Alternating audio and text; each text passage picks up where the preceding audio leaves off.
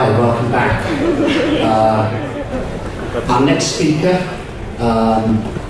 fresh from across town, angst-ridden traffic jam, which is why we changed the schedule earlier, not a little flustered. It gives me great pleasure to introduce Ana Tudor, because she's Romanian, which is great, becoming known on the international stage. There's loads of talent in Romania, so I want to see at least 5 of you speaking at international conferences next year. You know who you are, or maybe you don't, but apply anyway. So Ana is Romanian. She uses the baby dino on Twitter, but I can reveal that she is not a dinosaur, in case you're thinking of running for the exit. She's enormously talented and does crazy things with maths and CSS. And she loves tigers, and this is going to be great. So, ladies and gentlemen, Ana Tudor. So,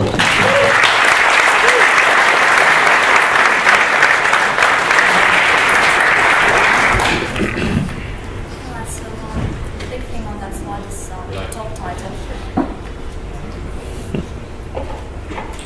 That was Mark. Okay. The bigger thing on the slide is the top title, and the little thing at the bottom, for which I picked great contrast, is my Twitter handle, where I tweet a lot of cat pictures, like a lot of other people do, nothing unusual. Except my cats kick their cats' asses. And you can probably see this talk is going to be about CSS. In case you didn't know, CSS stands for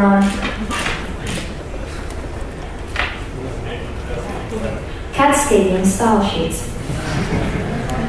And I actually felt tempted to say cascading cat style, and that was totally not planned or anything. Anyway, I told you my cats kick ass. So, I have to say I'm a bit of a CSS addict, and that's because CSS is amazing.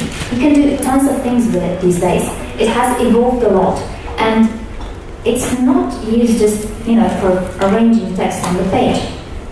It can do, well, on-click action.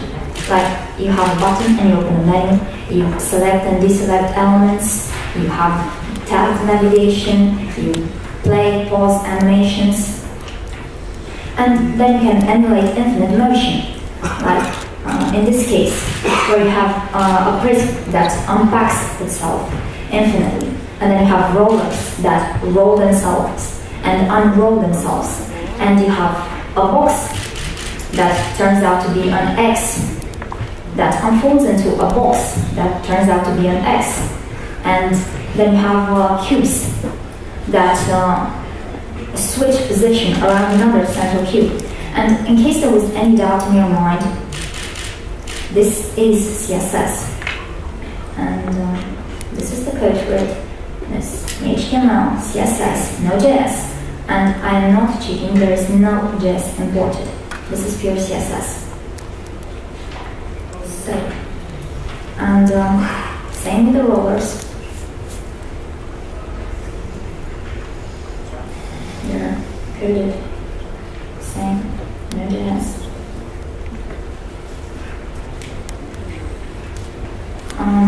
The other two are a bit funny because the thing with doing such things with CSS is that there isn't my entire slideshow doesn't work in any browser fully.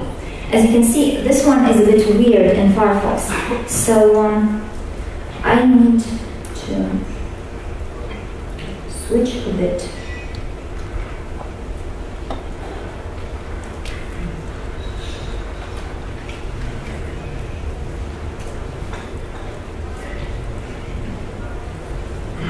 So this is the unfolder working properly in Chrome. And the same for the cubes. They actually look better than the recording.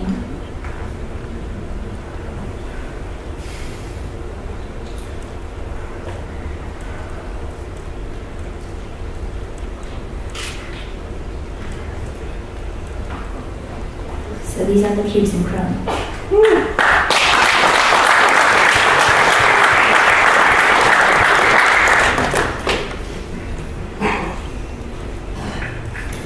Anyway, moving drawn. You can also do mathematical visuals, like a prism dispersing light. This is actually animated.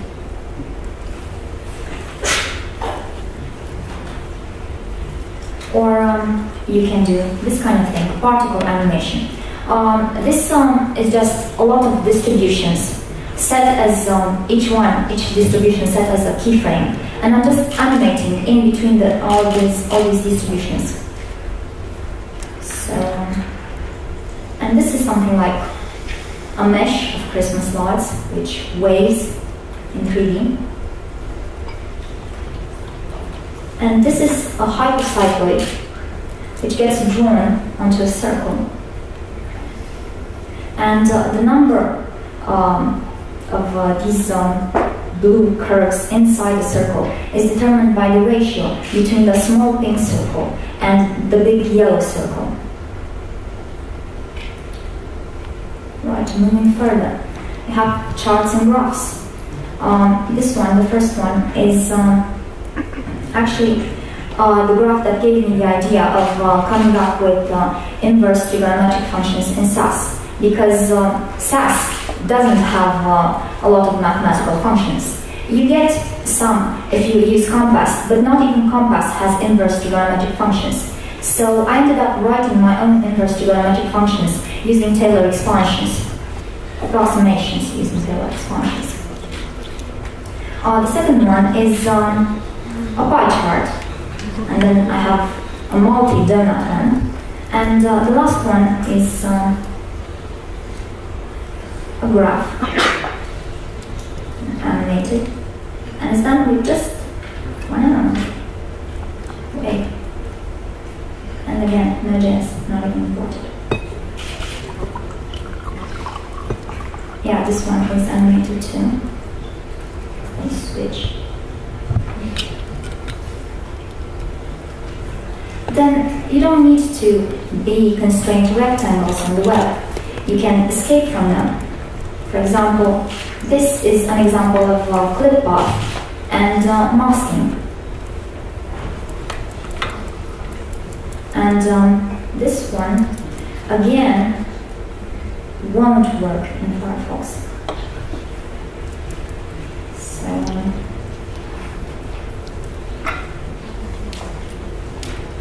it's a breathing polygon, which breathes from the star. And this one,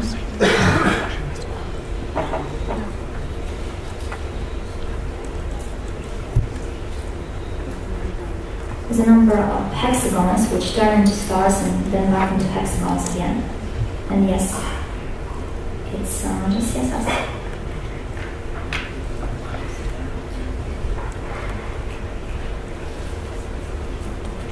Alright.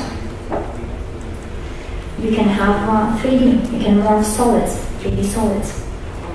And I'm not going to go into a lot of detail about this because I've given quite a few talks about it. And I feel like I've gone over these things too much. And then you can have 3D surfaces. Like this one is a panoramic, a 360-degree panorama. And it's going to take a bit to load because it's a big-ass image.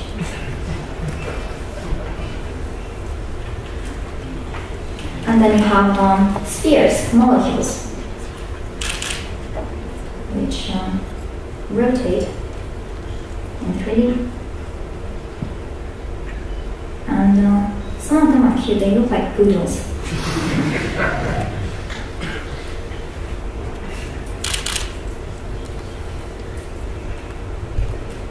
I hate you.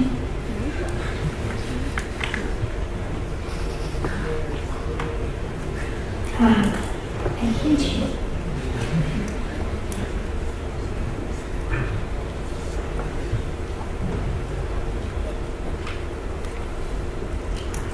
Or you can have 3D surfaces. This is a mesh that stretches in 3D.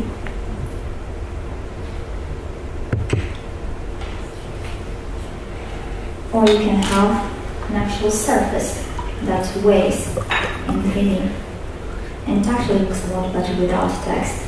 The text looks dirty, but that's the state. At least it doesn't have lines between the segments shown, like they do in Chrome. Well, pick your drug. There are so many CSS features that you can use to get cool effects. And you might think, yeah, that's cool that this solves my problem right now. But when you dig into them, you discover so many problems. But that doesn't stop them from being awesome. And my idea is, if it works somewhere, it's good enough to experiment with it.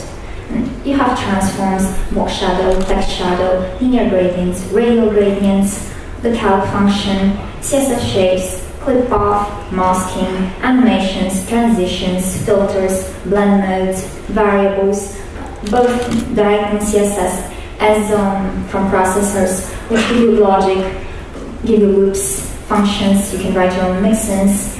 Then you have report units, which are absolutely great, and one of my favorite ways to use them is in combination with calc and other units, because it just makes my slideshow flexible and everything.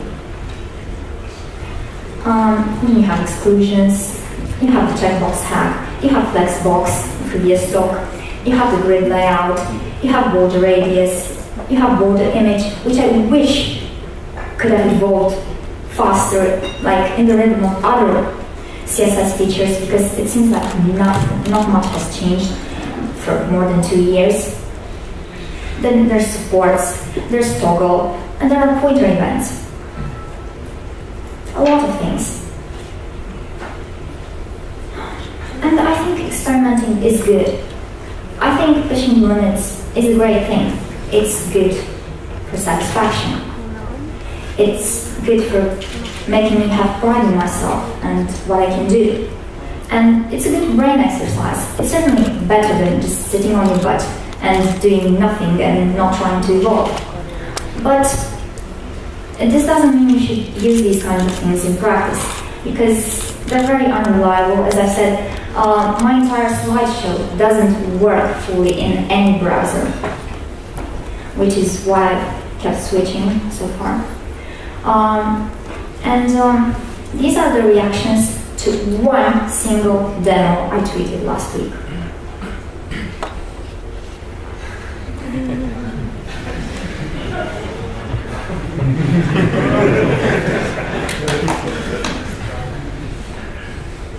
Didn't crash though. These are all to one single demo, and yeah, sometimes I get these kinds of reactions when one doesn't crash anything. Anyway, let's see the checkbox hack. Who here has used the checkbox hack? Okay, so it's worth going into it a bit. Well, it's pretty simple. You just have a checkbox and another element. Can you see the checkbox? I made it pretty visible. If it's checked, it has a red shadow. Unchecked, it goes back to dark blue. Anyway, the second element has display none, which is why you don't see it. The thing is, if I have this really neat selector, which is called checked, and this is a way of using IDs in CSS to make Harry happy.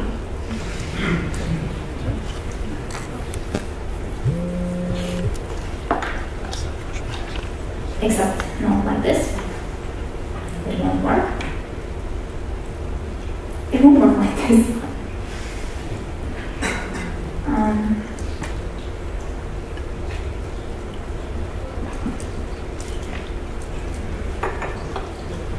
And I gave it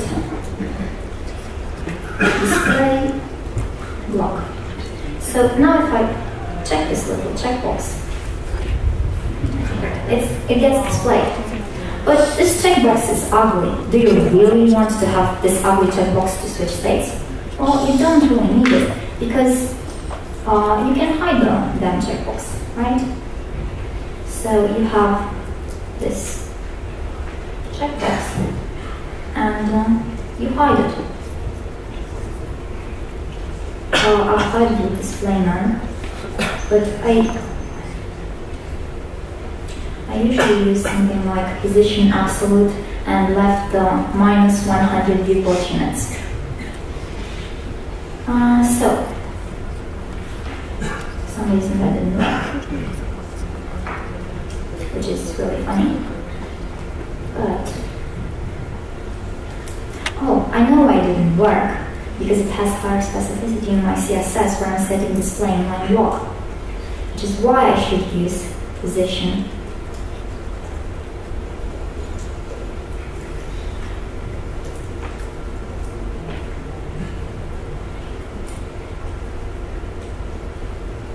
Good, but now I don't even have a checkbox to click to change states. Well, this doesn't matter too much because I can just put a label for the checkbox. Label, hi.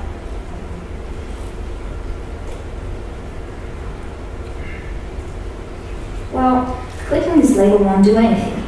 And it won't do anything because it misses the for toggle. So now it's going to work. And basically, this is the checkbox hack. This is what it does. You use a label in order to change states. Now let's see it a bit in the wild. You have this, and it opens a menu. And this is just a checkbox with a label, and then I have a list items. And in the CSS, all the list items have initially a translate value which brings them really up. And then, if I have the checkbox checked, I bring them to their initial position, normal position. So that's about it here.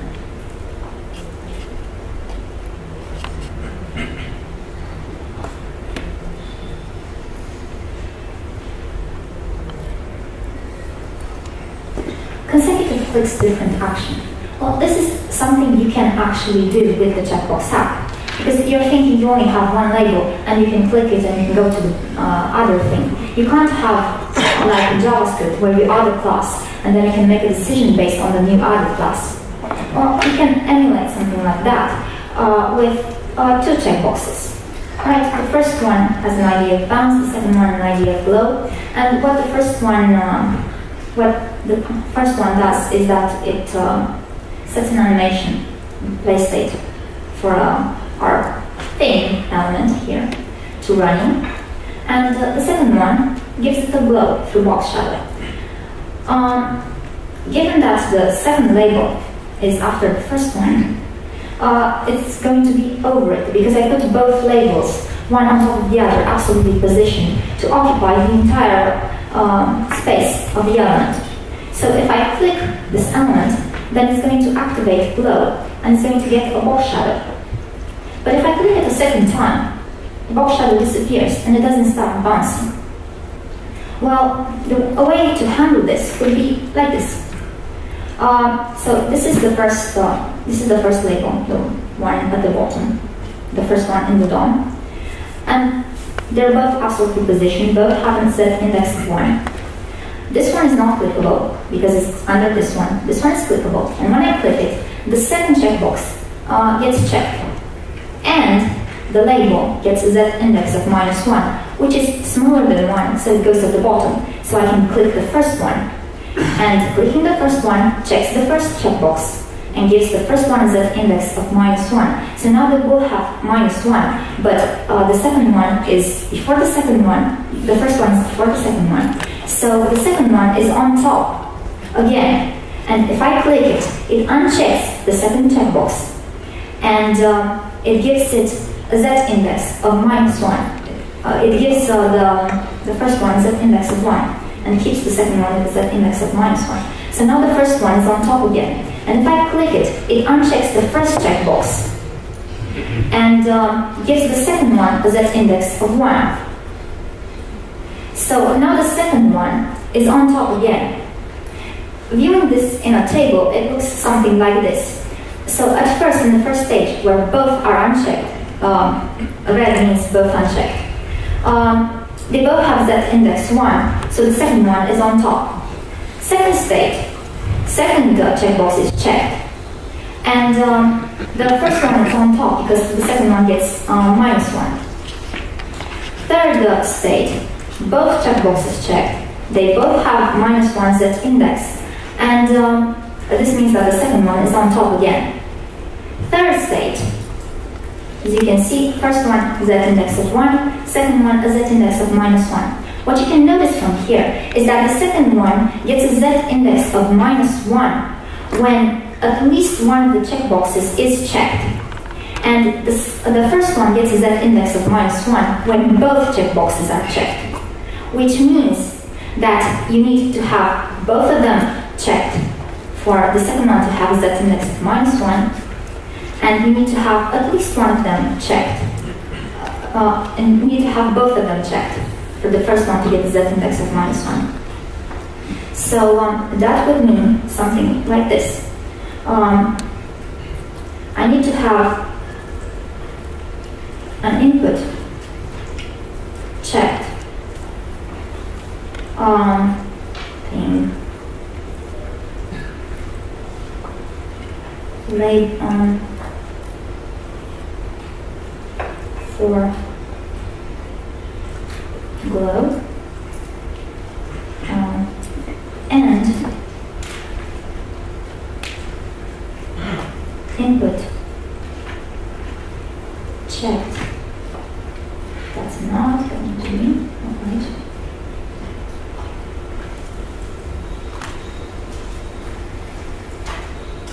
And the second one checked.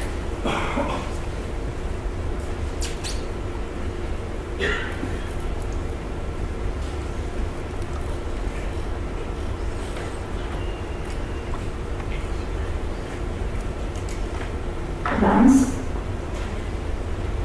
to get the Z index -1, and this gives you the correct order of the animations. So this one gets up and starts bouncing, and I click it, and it stops bouncing, but it's still glowing. And I click it again, starts bouncing. And you can change multiple states this way. So, the radio variation is pretty simple, except you have radio buttons, and they switched in between two states. And this is pretty much the same thing, as you have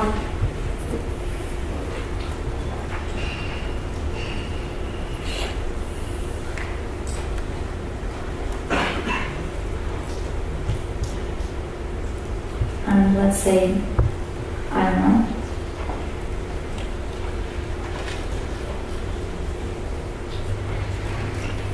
rotate the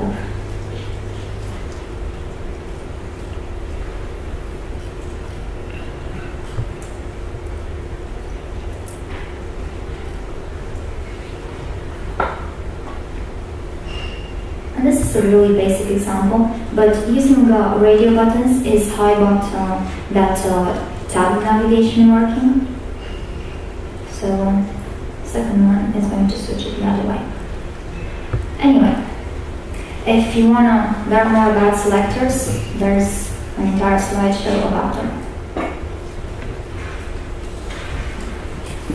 Moving on, more resources about the checkbox hack, mostly article plus one talk. Now let's bring in box shadow. The two values that you actually need for box shadow are these two. The first one is the X offset, and the second one is the Y offset. You can also have a third one, which is the blur radius. And this one, as you can see, blurs this image. And the clearer it gets, the smaller it gets, the clearer the image gets. And the bigger it gets something like 1.1. It's already... Oof. And the fourth value is the spread value.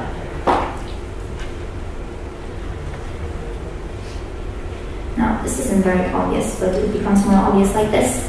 The spread value spreads outwards the shadow if it's positive, and makes it a lot smaller if it's negative, like this.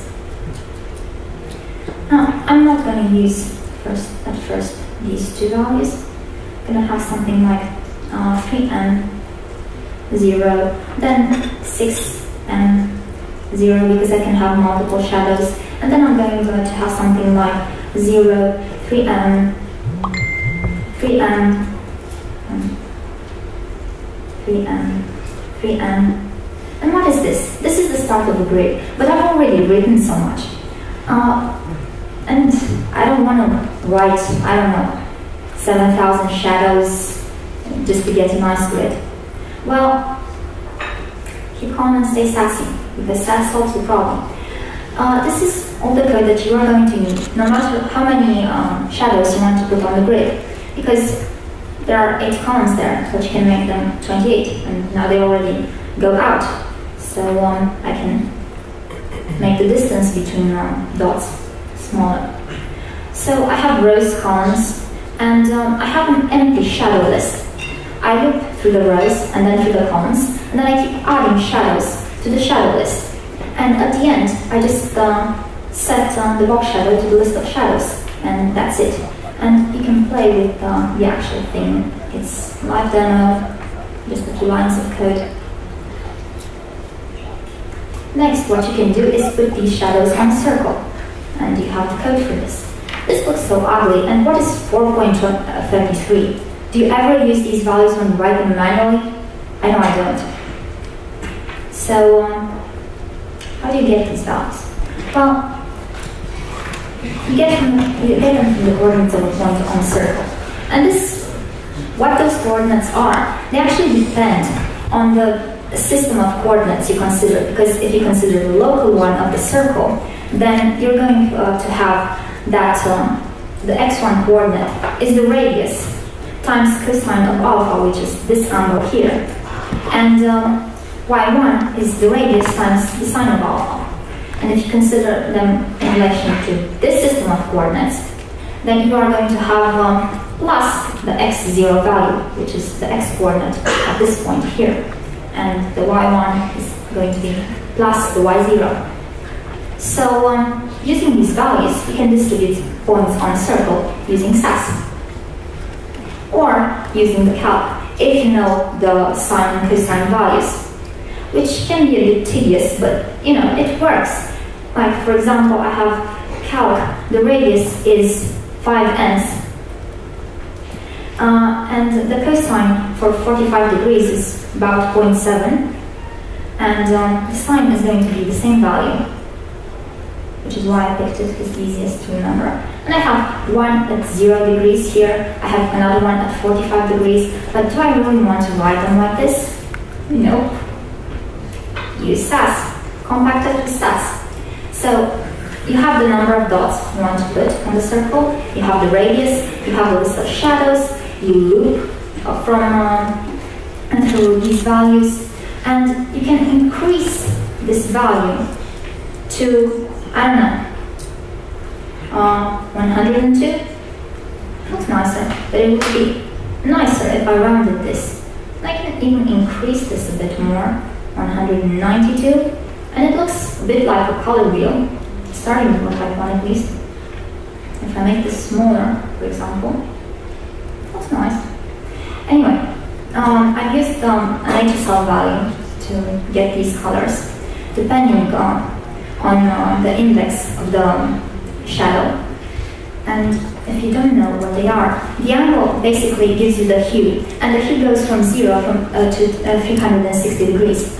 0 is red, and then it goes to yellow, and then green, and then blue, and then violet, and whatever colors are there. I'm not good with colors, but if you want to watch a good talk about colors, watch this one. Anyway, again, you have a link to the actual demo, SAS demo. You've seen I used sine and cosine. You don't have them with SAS, but you do have them with compass. Circular motion. Well, it's almost the same thing, except you don't keep adding shadows to a shadow list. You just put them into separate keyframes. So it goes like this. You have a precision. And what this precision does, let me show you. If I make it 3, for example, you can see that this shadow doesn't follow a circle. It just goes through the 3 vertices of a triangle. And if I put 4, it's going to be a square. 5 is going to be a pentagon. So the deal is, the higher the precision, the better it's going to approximate a circular motion. So if I have 45, it's going to go red. And one thing I find really cool, I love playing with this. It goes faster. Anyway, link to this one. If you combine the grid and the circular motion, you get that wavy thing I showed you before. So you have the rows, you have the columns, you have the distance between 2 grid nodes, you have the precision, you have the radius, the circular motion, and then you go through the keyframes. And for each keyframe, you create a grid of points that move around the center, that move on a circle around the grid nodes. And this is SAS code and live demo for it. Anyway, more this. I have a collection of particles, curves, and loaders done with matte, SAS, and box shadow. There is also this cute little demo, which, funny enough, was created manually back in 2012. I can't even, begin to imagine how much work went into it. Just amazing. Then you have text with box shadow, and this actually doesn't use any image, just uses the body and the HTML elements. Then you have another cute character with box shadow. Come on, you should load. You loaded before. Alright. And then you have Mona Lisa with pure CSS. This is insanity. So there are 7,500 lines of box shadows, and this reproduces Mona Lisa. And no, it wasn't done manually. There is a tool that converts images into box shadows, which is crazy, but it's fun. Moving on. Want to have some fun?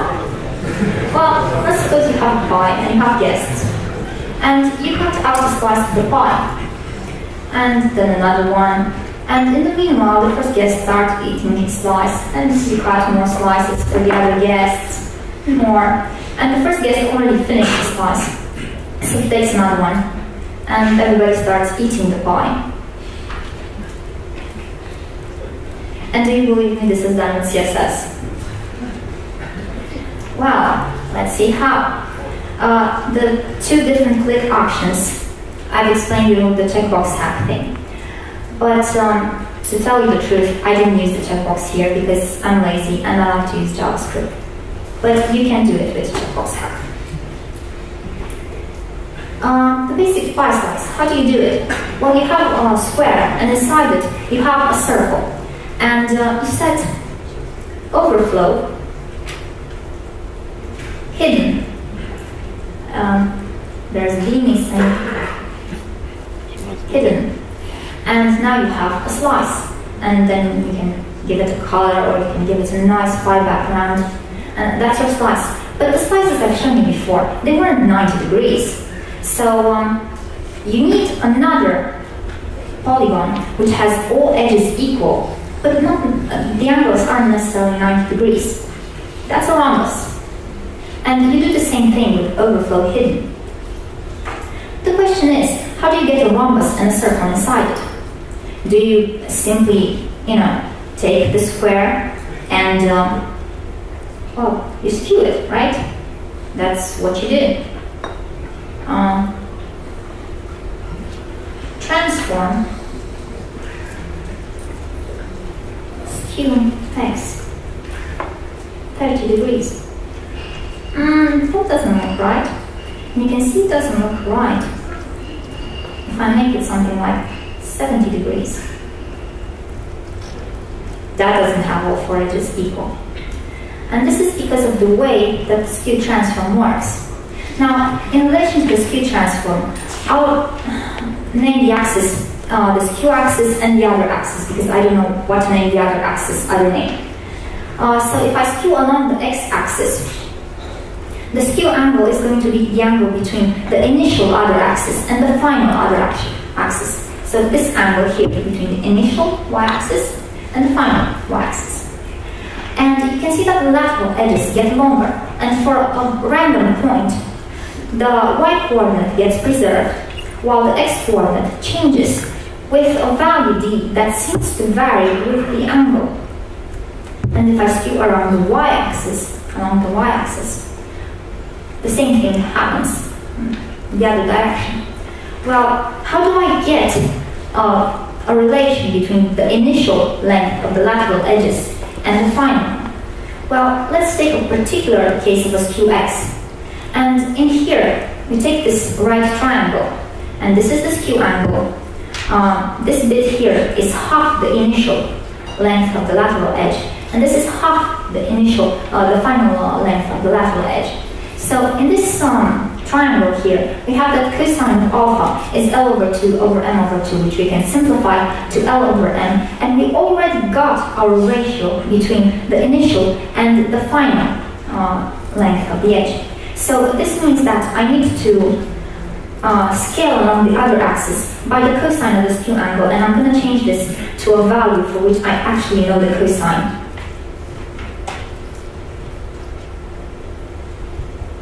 This is going to be 0.5.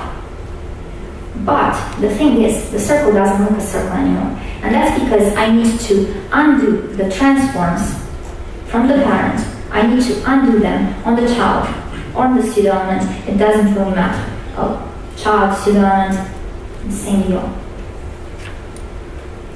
So I need to undo the transforms. And how do I undo these transforms? Well, I undo them in reverse order, first of all. And this is going to be 1 over 0.5, so that's going to be 2. And below. And this is going to be minus the skew angle, so minus 60. And you can see that if I just give it, remove this overflow hidden, this is a circle. So this is how I get the basic pie slice.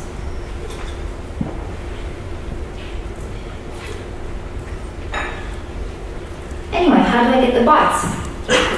Well, the bites, I get them with a mask. And I have to tell you, in case you're thinking about trying, this is not going to work in Chrome. Mask is simply a URL to the ID of the mask, which is M in this case. And the whole thing disappears. And that's because I need to set for the rectangle and the circle, I set the white so that they don't get cut out. Now, if I now check input, checked,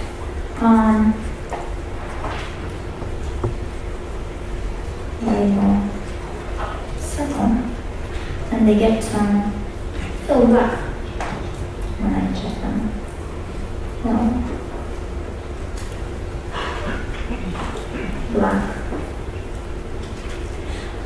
So now when I click, I get a byte in this. But I don't want the bytes at the same time. I want them one by one. Well, then I can apply a transition delay for this. So I have input checked. So I'm going to start with the last one. So for the last one, I'm going to have no transition delay. It's going to be 0. So it's going to be and last of type 2, because for the last one is going to be 0, and it's going to be transition delay, oops, not like that, 0.5 seconds.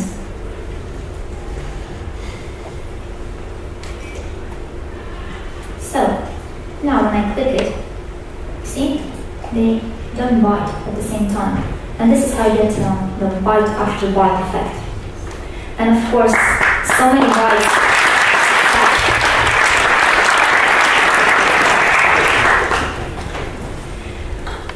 distributing elements on a circle.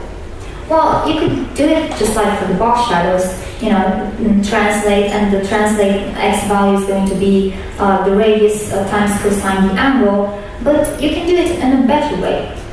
So you have transform, and you can rotate the element, and rotating the element rotates its own local system of coordinates, 45 degrees, you can see it gets rotated, and then you can translate by the radius, and it's on the circle, and changing this angle, it still puts it on the circle anywhere I want, you know. And I can take multiple such values and I can distribute them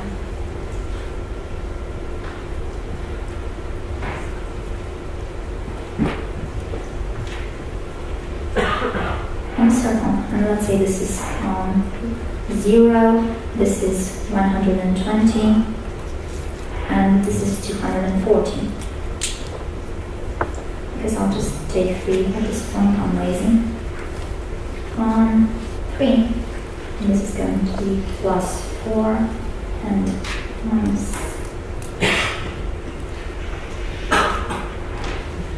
And let's get rid of the coordinate systems.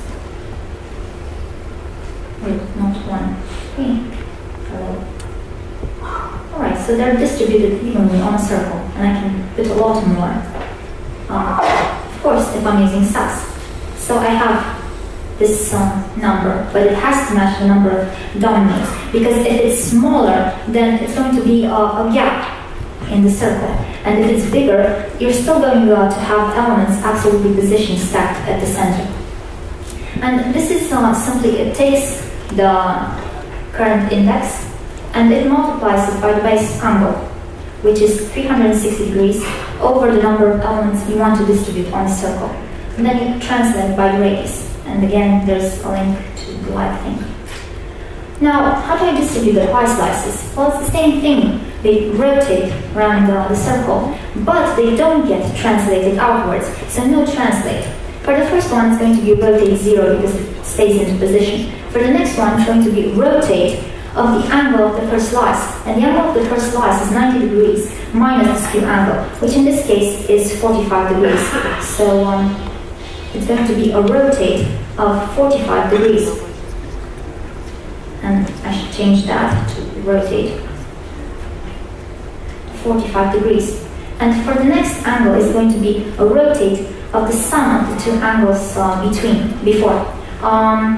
And this is going to be 45 degrees from the first one. And the second one is going to be 90 degrees minus 60, which is 30. So I just add 30 more, that's going to be 75. So they are distributed nicely.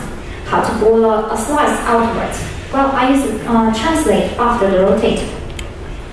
Translate, let's say 2n's. But it went along the x-axis, don't want that. I need to rotate it by half the angle of its by half its own angle, which is 90 degrees minus 60 degrees.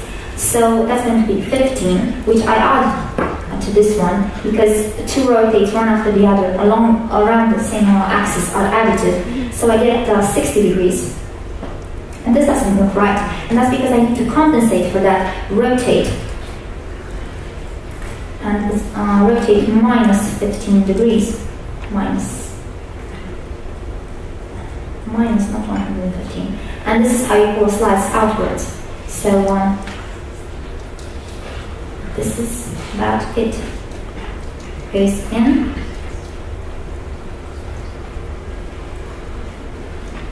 And out. And this is the pie. This is how you do that pie.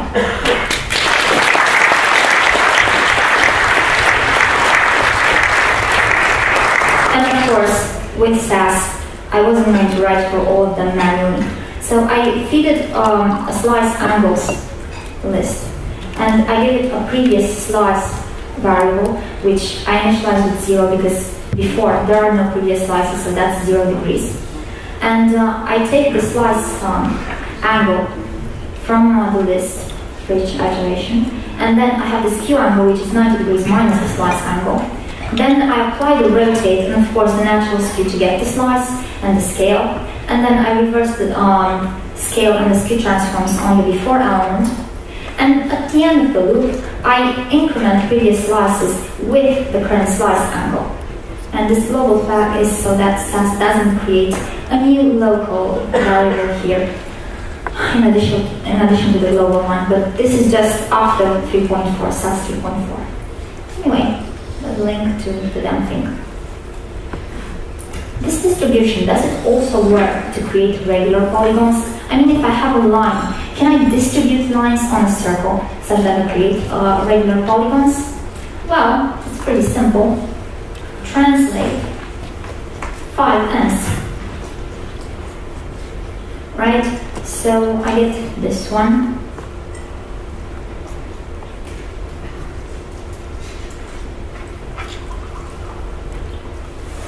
So the second one, 2,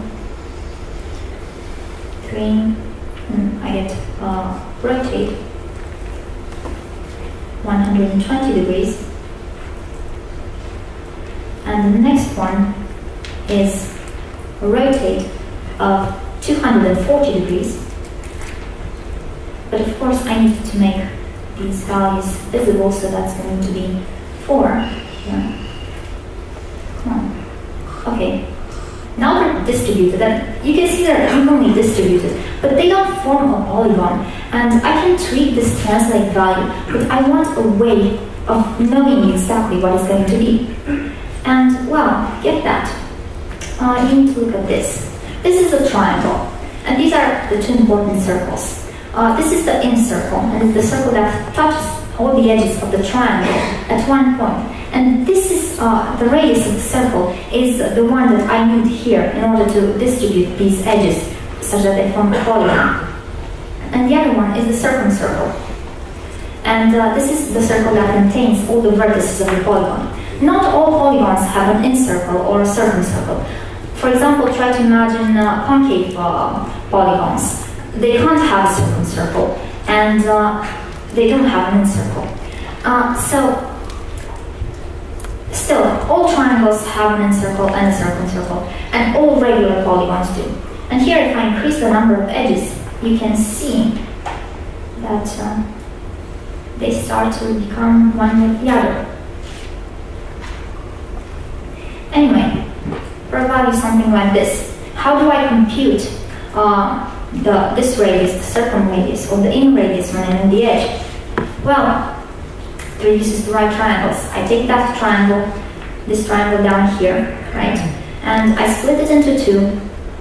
And this angle is the central angle, which is 360 degrees over the number of edges of our regular polygon. And here I take this triangle, and you see it magnified here. This is the circumradius, this is the in radius, and this is half the edge length. And in this right triangle, I have the sine of this angle is half the edge over the circumradius. And from here, I can get the circumradius. And in the same triangle, I have the tangent of this angle is half the edge over the in radius. And from here, I can get the in radius. So this is how I can compute the in radius when I know the edge length.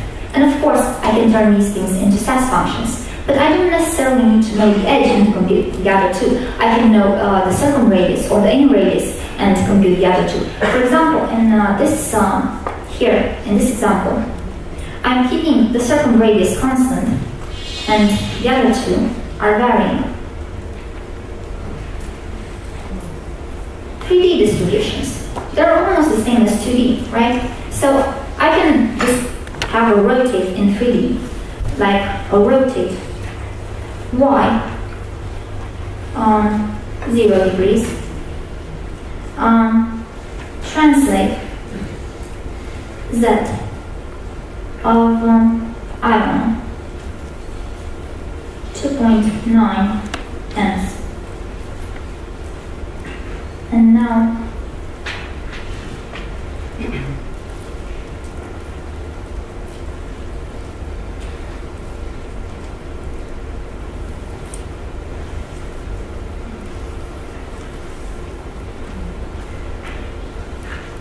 I can have 1, 2, 3, 2, 3, and this is going to be 120, and this is going to be 240, and again should increase the opacity here. Although this one should be here. Alright, so this is obviously a prism, but you can't see it too well. You could see it better if I applied a transform on it. For example, rotate y of, I don't know, 15 degrees. Looks a bit weird. Let's see why it looks weird. 75 degrees. It doesn't look right. It doesn't look pretty at all.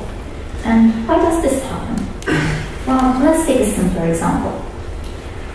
Let's see how 3D nesting works. And I'm sorry for the background image, I just couldn't help myself. Anyway, you have a frame with 2 doors. The frame is the doors element, and the actual doors are the before and after pseudo elements. And you can see they're transformed in 3D. Now, if I apply a transform on the frame, a rotate, and by the way, this is the only actual practical use I've made of border image so far. Rotate y 70 degrees. Now this looks flat. It looks as if somebody dropped something heavy on it. You know, just like Jerry drops something heavy on Tom, and Tom is flattened. Well, this is exactly what happens, because in CSS there is this property which is called transform style, which has a default value of flat. And the thing is, to make things 3D, you need to give it a value of preserve 3D. And this is why most of my demos don't work in IE, because preserve 3D value isn't supported by IE. Anyway, there are some workarounds around that. You can find them in a link to an article I've written, and the workarounds are pretty crazy, and I usually don't bother with them, but they exist. And anyway, rumor has it, IE has this in development. That's what it says here, in development.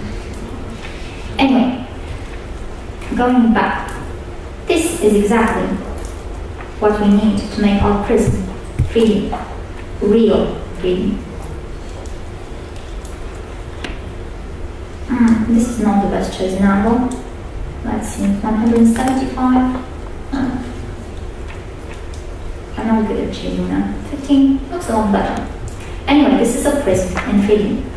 And this has just 3 faces because I'm too lazy to write for more. But if you want more, of course, you can use SAS. And if you want more and more and more and more and more, and you keep adding lateral faces, then this prism can turn into a very good approximation of a cylinder. And you can get this with SAS, of course.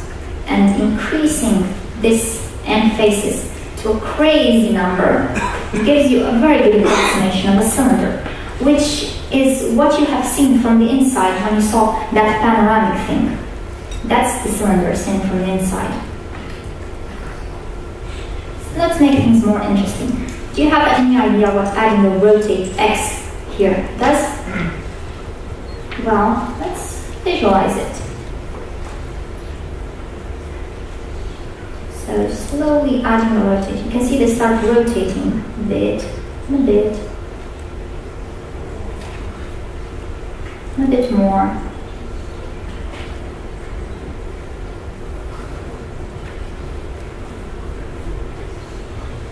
What does this look like? Well, I think it's a milieu street. And this isn't very accurate, but it was just to show how you get it. And of course, it gets more accurate the narrower and you make those strips, and the more strips you have. And this is what I've done here. This one has 360 strips, and that's not a lot. I think I got past 3,000 elements in some demos. but those have a pause play button. I can't actually leave them running. Some people actually use iframes on CodePen, and just if you have 6 iframes, those just kills it.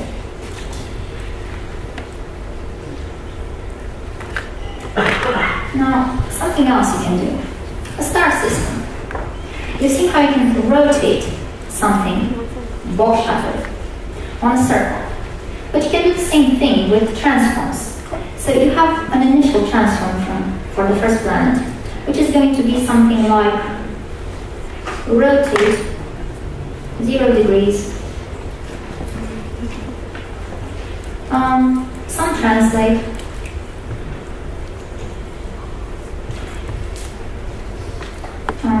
rotate 1, some translate the Z, which is going to be, I don't know, 2 lengths. Not too big. Let's make it 5. Translate, and we want this to rotate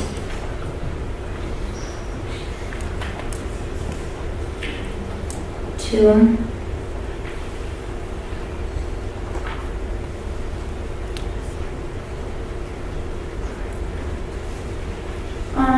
360. No. But this doesn't look 3D anymore. You can see that the planet element is flat. That's because it's missing one final rotate, which cancels the first one after the translate. And this is going to be with minus. And leave it. This one here. This one. And you have the planet circling the star. And you do the same thing for the other one, except you choose another radius of rotation. And for some reason, I'm running out of space here, which I didn't expect. Anyway, it's the same thing.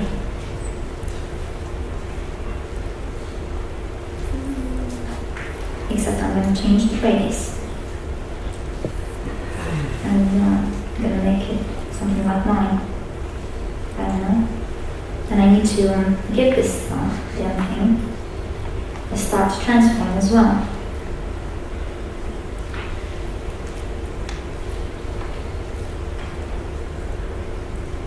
And again, I have the radius of 9. And there you have it. 2 planets circling their star.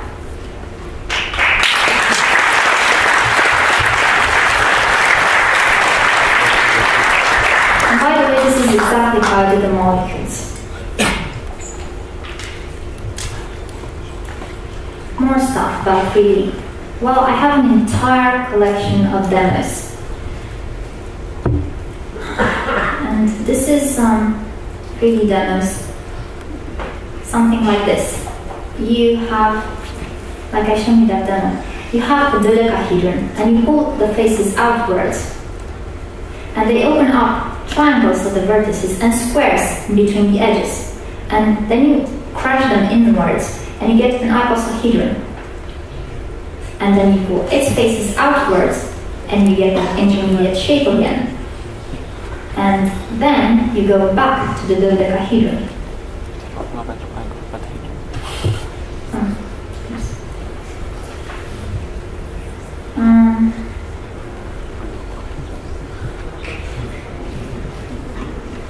This one is also pretty interesting. It's another expansion. And you start with a rhombic dodecahedron, which you expand, and you open up squares and triangles at its vertices. Because the rhombic dodecahedron has 2 types of vertices. It has a type of vertex where there are 4 rhombic faces meeting, and another type of vertex where there are just 3 rhombic faces meeting. And where there are 3 rhombic faces meeting, you open up a triangle. Where you have 4 faces meeting, you open up a square. So this expands, and when it collapses it, it gets to something that's called a cube octahedron, which has 6 square faces and 8 triangular faces.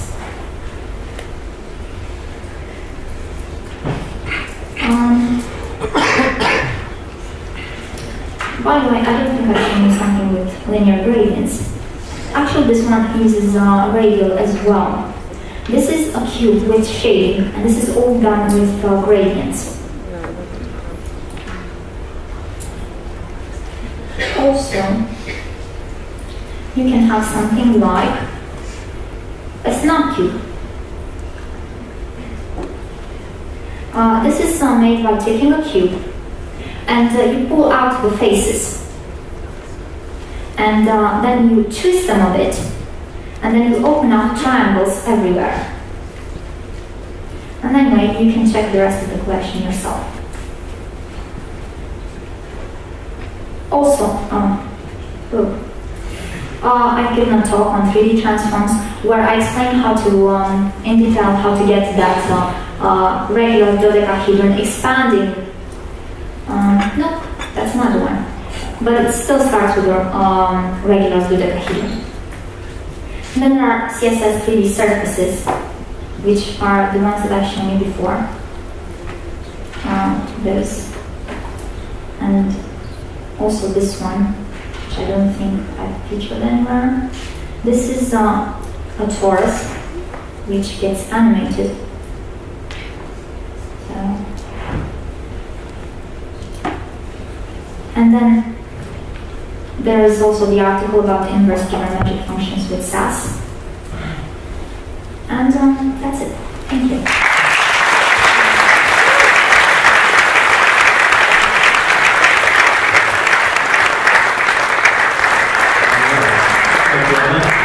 I'm playing the part of Bruce while Bruce figures out how computers work. We're running a bit over, so we don't have time for questions, but I'm sure you'll be available to talk to people afterwards in the bar, so be sure to grab Anna and grill her on all your 3D CSS mathematics questions. Okay, so while we get Bruce set up here,